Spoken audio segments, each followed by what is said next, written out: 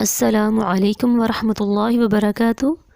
میں ہوں آپ کے ساتھ پروفیسر بریرہ عطا۔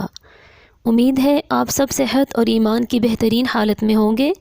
اللہ سے دعا ہے اللہ آپ کی زندگی میں آسانیاں پیدا فرمائے اور آپ کو آسانیاں بانٹنے والا بنائے، آمین۔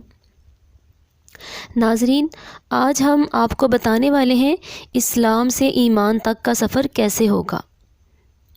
الحمدللہ والصلاة والسلام علی رسول اللہ، اشہد ان لا الہ الا اللہ وان محمد رسول اللہ، نبینا محمد وعلی آلہ واصحابہ اجمعین۔ اعوذ باللہ من الشیطان الرجیم، یا ایہا الذین آمنوا ادخلوا فی السلم کافہ، اے ایمان والو پورے کے پورے اسلام میں داخل ہو جاؤ۔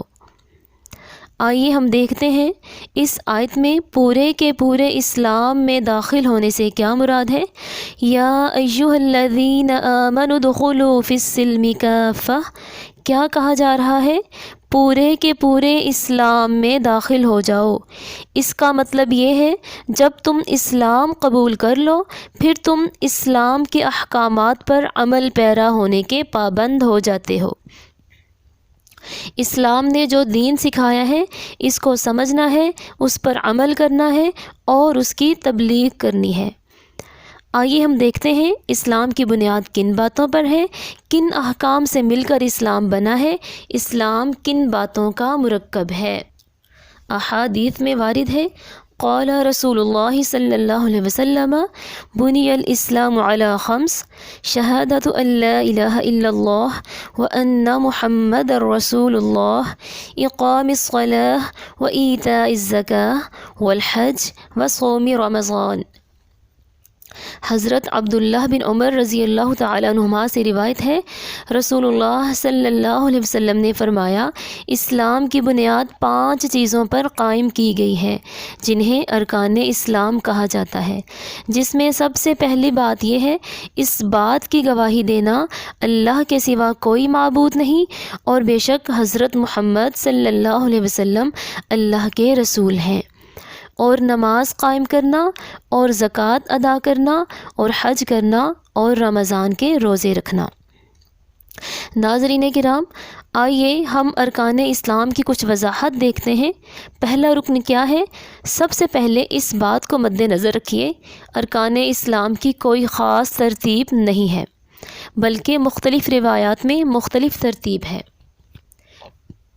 میں نے آپ کے سامنے ایک حدیث کے مطابق جو ترتیب پیش کی ہے اس میں سے پہلی بات یہ ہے، شہادۃ ان لا الہ الا اللہ وان محمد رسول اللہ۔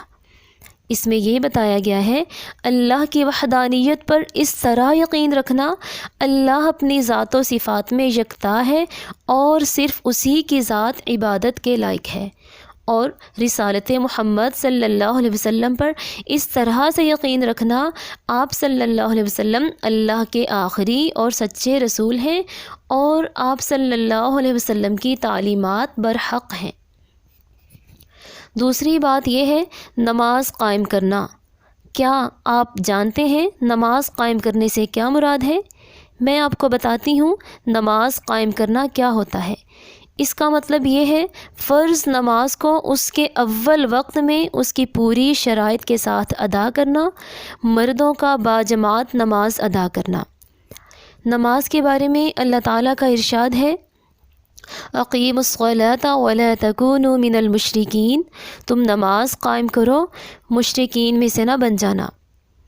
ارکان اسلام کی تیسری بات یہ ہے زکوٰۃ ادا کرنا۔ زکوٰۃ کب اور کون ادا کرے گا؟ زکوٰۃ ہر صاحب نصاب پر 1 سال گزرنے پر ادا کرنا فرض ہے۔ قرآن پاک میں کئی جگہ پر زکوٰۃ کا حکم ہے، ارشاد الہی ہے، اقیموا الصلاۃ ولا تکونوا اقیموا الصلاۃ وآتوا الزکاۃ، نماز قائم کرو اور زکوٰۃ ادا کرو۔ ارکان اسلام کی چوتھی بات یہ ہے حج ادا کرنا۔ کیا آپ جانتے ہیں حج کس پر اور کب فرض ہے؟ حج ہر صاحب استطاعت پر زندگی میں ایک بار فرض ہے۔ اللہ تعالیٰ نے فرمایا ہے، جو استطاعت رکھنے کے باوجود بھی حج نہ کرے، اللہ کو کوئی پرواہ نہیں، وہ یہودی مرے یا نصرانی۔ پانچویں اور آخری بات ارکان اسلام کی یہ ہے رمضان کے روزے رکھنا۔ روزے کس پر فرض ہیں؟ ارشاد الہی ہے، یا ایہا الذین آمنوا کتب علیکم الصیام کما کتب علی الذین من قبلکم لعلکم تتقون۔ اے ایمان والو، تم پر روزے اسی طرح فرض کیے گئے ہیں جیسے تم سے پہلے لوگوں پر فرض کیے گئے، تاکہ تم پرہیزگار بن جاؤ۔ روزہ کس پر فرض ہے؟ مومن پر۔ جی ناظرین، یہ تھے وہ ارکان اسلام جن پر اسلام کی بنیاد رکھی گئی ہے۔ تو ارکان اسلام کی اس بنیاد پر عمل کرنے کا نام ایمان ہے۔ آج کے ویڈیو میں ان ارکان پر اختصار سے گفتگو کی گئی ہے، مگر ہم چاہیں گے ہم ان میں سے ہر رکن کے بارے میں آپ کے سامنے ڈیٹیل سے بات کریں، تاکہ ہمیں صحیح سے معلوم ہو سکے ہمارے اسلام کی بنیاد کتنی مضبوط ہے اور ہم نے کیسے اس پر عمل پیرا ہونا ہے۔ آپ یہ جاننے کے لیے ہمارے ساتھ رہیے، ہم جلد ہی نئی ویڈیوز کے ساتھ آپ کے سامنے حاضر خدمت ہوں گے انشاءاللہ۔ دعا کو ہاتھ اٹھائیں تو ہمیں بھی دعاؤں میں یاد رکھیے گا۔ بہت شکریہ، آپ نے ہمارے لیکچر کو بغور سنا۔ اللہ تعالیٰ مجھے اور آپ کو اس پر عمل پیرا ہونے کی توفیق عطا فرمائے۔ اس کے ساتھ ہی میں آپ سے اجازت چاہوں گی۔ السلام علیکم ورحمۃ اللہ وبرکاتہ۔